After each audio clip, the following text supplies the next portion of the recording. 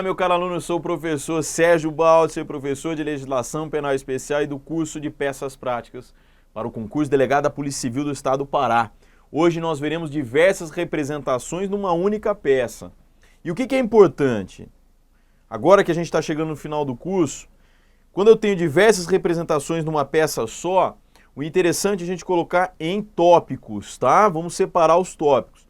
A estrutura é a mesma: endereçamento, preâmbulo, dos fatos, do direito, e aí vem o fechamento, onde eu vou colocar o pedido. Como nós temos diversas representações, nós veremos os pedidos. Tudo bem?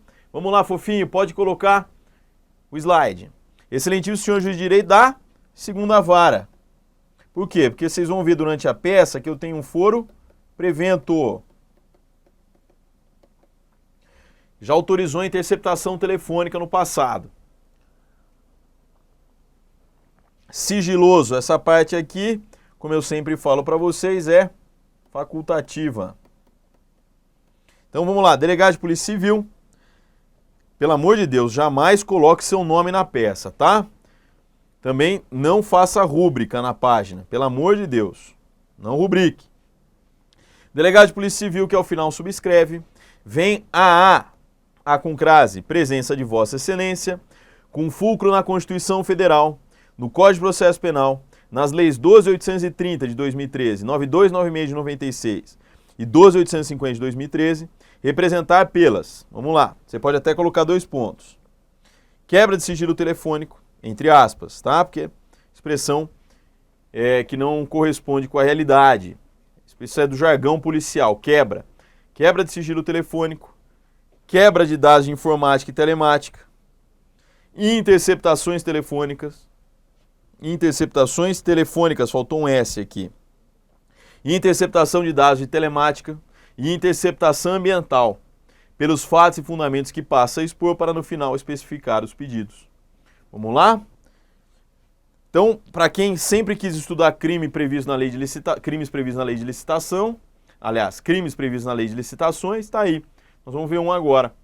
Uma informação que foi recebida por policiais civis lotados na dizendo que alguns dos funcionários e dirigentes da empresa pública A, entre eles o chefe de licitações Ronaldo Fracasso, o pregoeiro Marcelo Prego, o diretor de compras João das Couves, o vice-presidente Paulo Dital, estariam em conluio contra 5 empresas para que sempre uma delas vencesse os certames, condicionando a participação das referidas nos editais publicados, desde que houvesse demonstração de experiência prévia, mediante atestado de capacidade técnica com serviços prestados junto à empresa pública B. Maracutaia.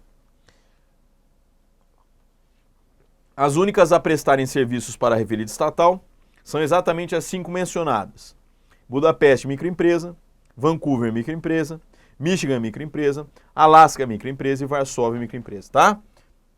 Aqui, pessoal, você pode colocar em letras maiúsculas e minúsculas. Todas já qualificadas, que foram constituídas como microempresas, optantes pelo sistema simples, visando participarem de pregões eletrônicos rotineiros de A e B. Nas investigações preliminares, o relatório apontou que as 5 empresas sempre participaram dos certames utilizando de propostas confeccionadas com os mesmos layouts de apresentação, times de impressora, tipos de letra, tamanho, divisão e formatação. Maracutaia. Descobriu-se que o lobista Antônio Carlos Beltrano mantém contatos diários por e-mail com Marcelo Prego e Ronaldo Fracasso, visando ajustar detalhes nos editais, nos projetos de licitação e buscando alinhar informações para direcionar o certame. Volta a imagem do professor. Como vocês podem acompanhar, turminha, eu tenho o que aqui? Dados de informática e dados de telemática. Então, com fundamento no artigo 1º, parágrafo único da Lei 9296 de 96, eu vou o quê? Pedir a quebra de dados de informática e de telemática. Se eu quisesse captar a conversa desenvolvida por e-mail ou pela internet em tempo real, eu pediria a interceptação de comunicações de informática e telemática, tudo bem?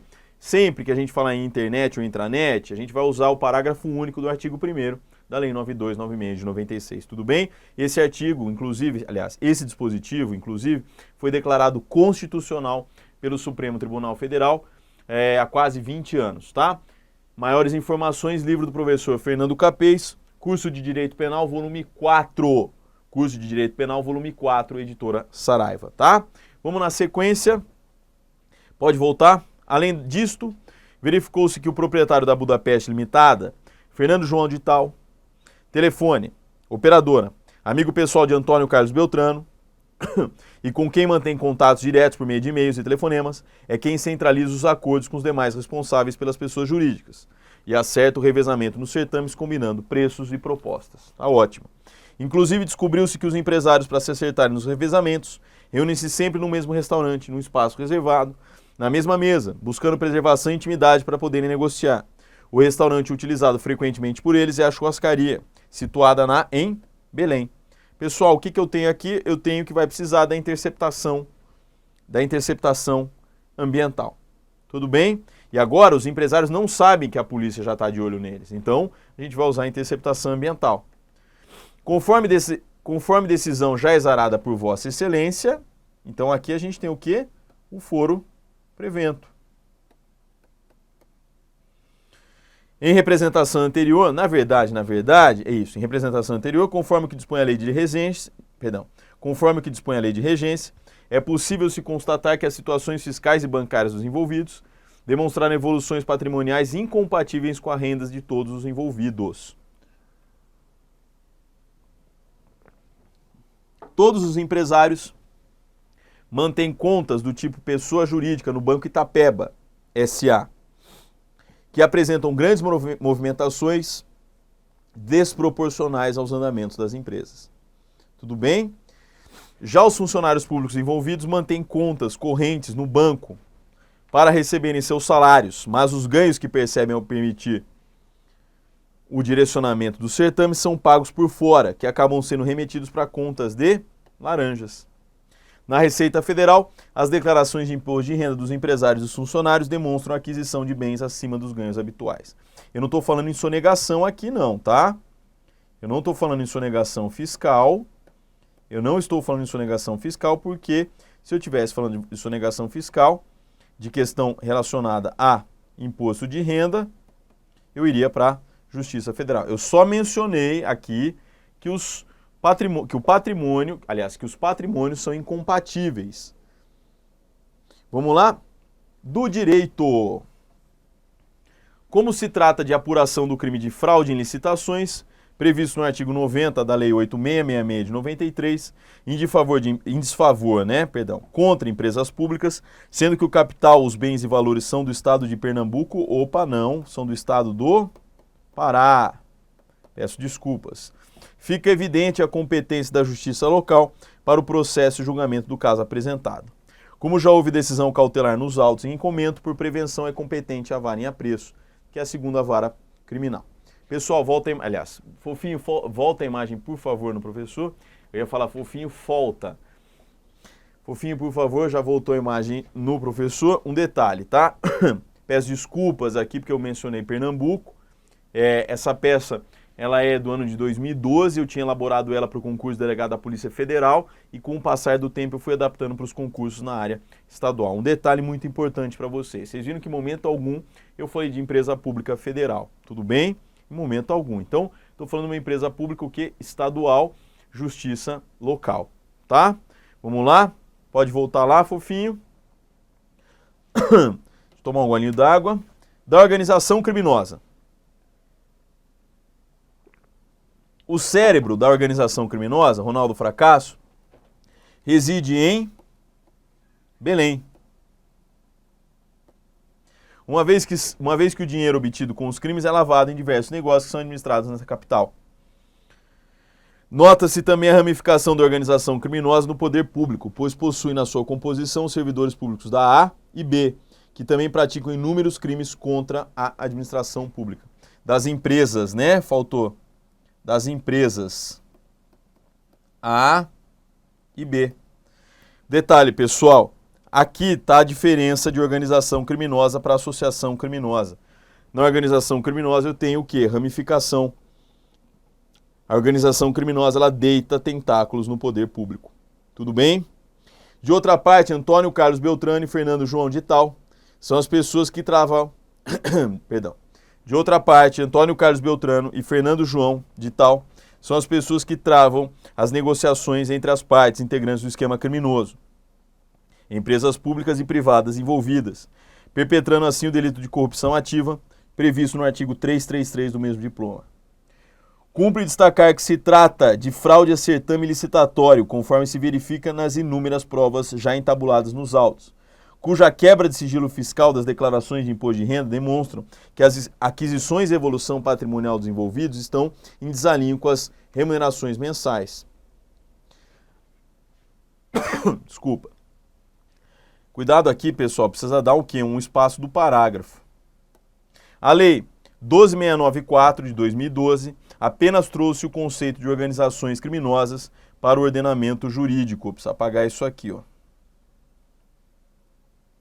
Para os efeitos dessa lei, considera-se organização criminosa, isso aqui já passou, tá? Então isso aqui a gente já passou. Isso aqui é mais para efeito histórico.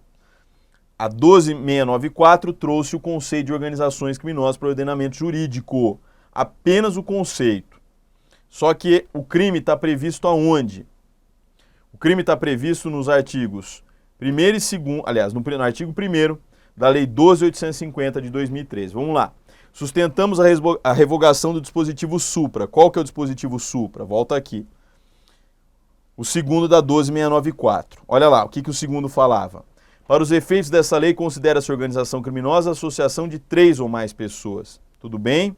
Agora, qual que é o verdadeiro conceito? Então, considera-se organização criminosa a associação de 4 pessoas ou mais. Tudo bem? 4 ou mais pessoas estruturalmente ordenada e caracterizada pela divisão de tarefas, ainda que informalmente, com o objetivo de obter direto ou indiretamente vantagem de qualquer natureza, mediante a prática de infrações penais cujas penas máximas sejam superiores a 4 anos ou que sejam de caráter transnacional. Pessoal, sustentamos a revogação do dispositivo supra. Tudo bem? Vamos lá? Quantas são as pessoas para se compor uma organização criminosa? 4 ou mais. Vamos lá? Essa lei também se aplica às infrações penais previstas em tratado... Qual lei? A Lei de Combate ao Crime Organizado. Ela se aplica ao quê?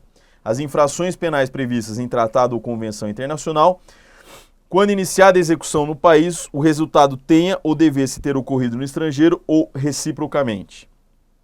Inciso 2º, as organizações terroristas internacionais reconhecidas segundo as normas de direito internacional, por foro do qual o Brasil faça parte, cujos atos de suporte ao terrorismo, bem como os atos preparatórios de execução de atos terroristas, ocorram ou possam ocorrer em território nacional.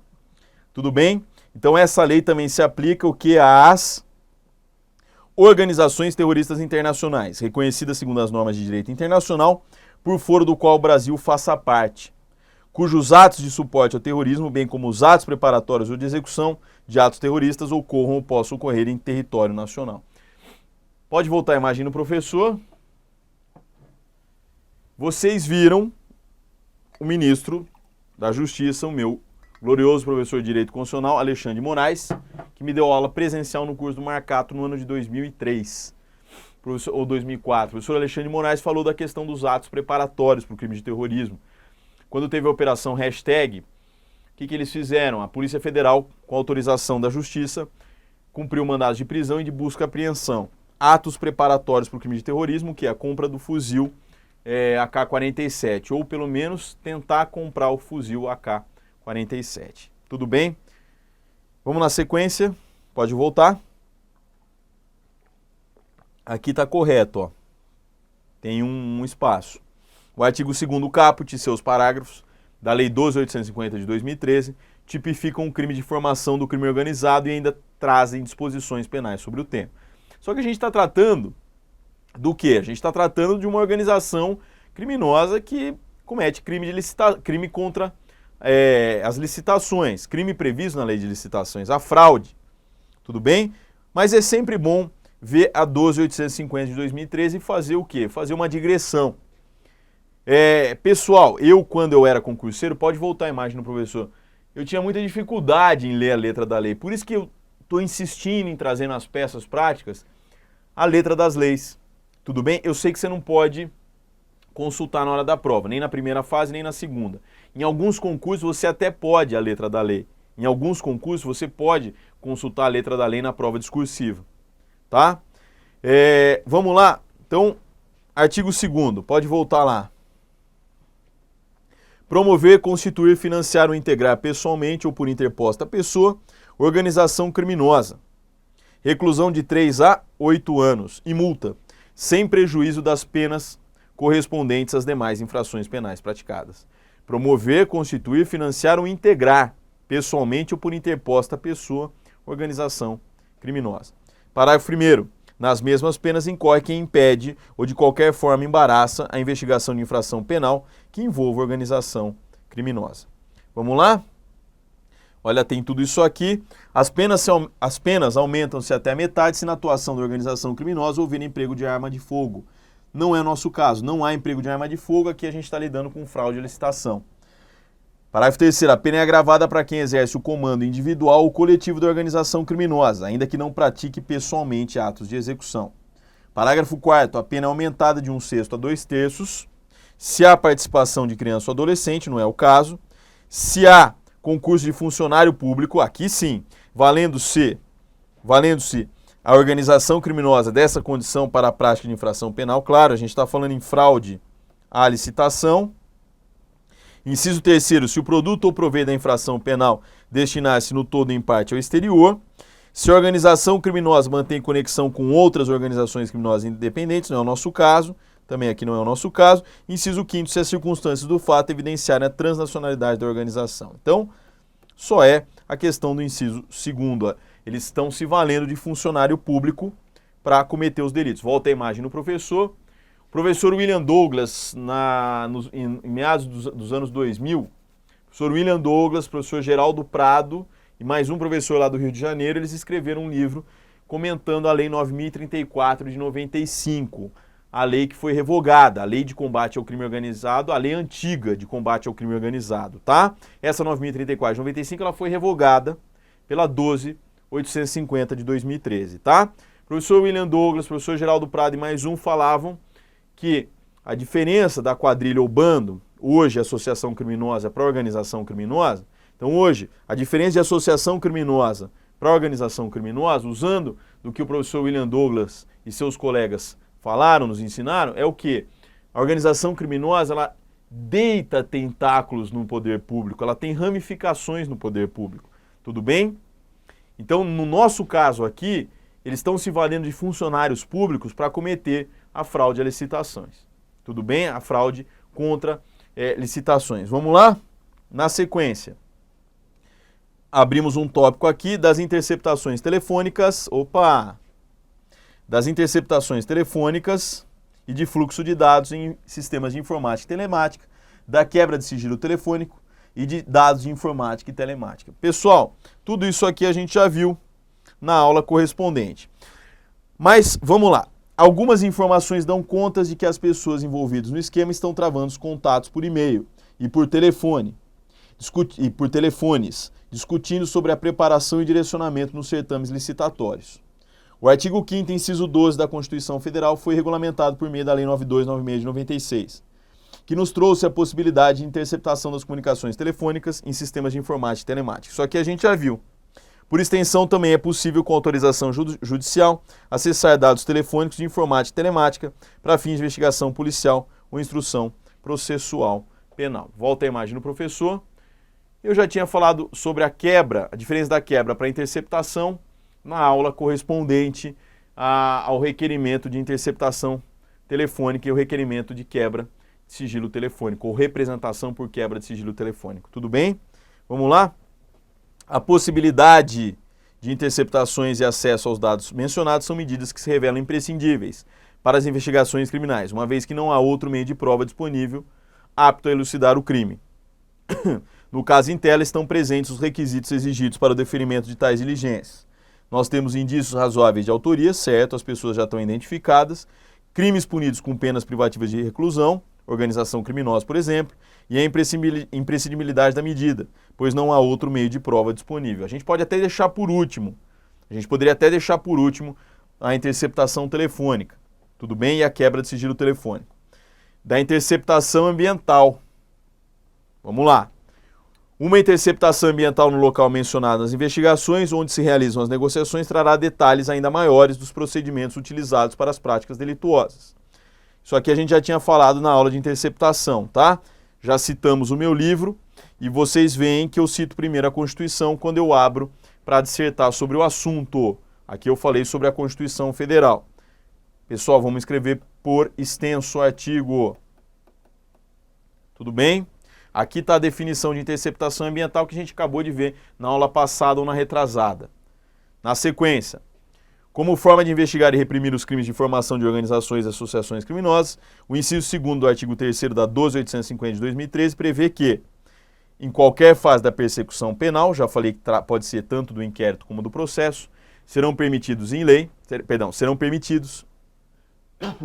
sem prejuízo de outros já previstos em lei, os seguintes meios de obtenção de prova: captação ambiental de sinais eletromagnéticos, ópticos ou acústicos. Vamos lá, do pedido, agora que é interessante. Diante do exposto, a autoridade policial que ao final subscreve, representa com fundamento no artigo 3º, inciso 2º, da Lei 12.830 de 2013, aqui está errado. É 12.850. 12.850 de 2013. Representa com fundamento no artigo 3º, vou colocar por extenso, da Lei número 12.850 de 2013, pela interceptação ambiental para instalação de aparelhos de captação sonora e acústica na churrascaria, localizada em Belém. As mídias contendo as gravações e imagens obtidas com a interceptação ambiental serão anexadas aos autos no momento oportuno. Requer, com base no parágrafo único do artigo 1º, que seja determinada a interceptação das comunicações telemáticas e a quebra de sigilo telemático dos e-mails. Requer, com fulcro no parágrafo único do artigo 1º, a interceptação das comunicações e a quebra de sigilo telefônico dos números. Requer. Tudo bem? Vamos finalizar. Todos os números telefônicos pertencem ou estão diretamente relacionados aos investigados. Aqui precisa dar um espaço, tá? Todos. Parágrafo. Todos os números telefônicos pertencem ou estão diretamente relacionados aos investigados, conforme informações nos autos. De modo que, visando a eficácia das medidas, a autoridade policial final firmada requer o deferimento no prazo de 24 horas da interceptação telefônica e do acesso aos dados telefônicos dos prefixos, pelo prazo de 15 dias, contados a partir da efetivação da medida, que será realizada por meio de gravação de áudio, vídeo e texto. Com o deferimento do pedido, será necessária a requisição de serviço técnico junto aos operadores de telefonia para a implementação das diligências. O subscritor deste dará ciência do teor das investigações ao órgão do Ministério Público com atribuição para oficiar no feito e, ao final da diligência, apresentará relatório circunstanciado sobre os resultados, que será anexado aos autos no presente no momento determinado pela legislação. Tudo bem? Aqui a gente fala na Lei 9296 de 96. O mais difícil, eu acho, sempre o fechamento da interceptação telefônica e da quebra de sigilo telefônico. Nesses termos, pede e espera deferimento local, data e ano, delegado de Polícia Civil. Pode voltar a imagem no professor. A gente está quase vencendo o nosso tempo. Eu sou o professor Sérgio Baltzer, professor de Legislação Penal Especial e do curso de Peças Práticas para o concurso de delegado da Polícia Civil do Estado do Pará. Vocês viram a aula sobre diversas representações. Endereçamento dos fatos, endereçamento, preâmbulo dos fatos, do direito e o fechamento. Tudo bem?